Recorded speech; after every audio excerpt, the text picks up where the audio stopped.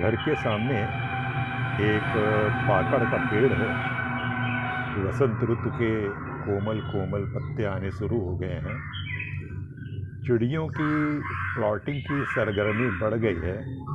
थोड़े दिन बाद उनके घर बनेंगे, घोंसले बनेंगे और चिड़ियों की और बच्चों की आवाज़ें आएंगी। नमस्कार।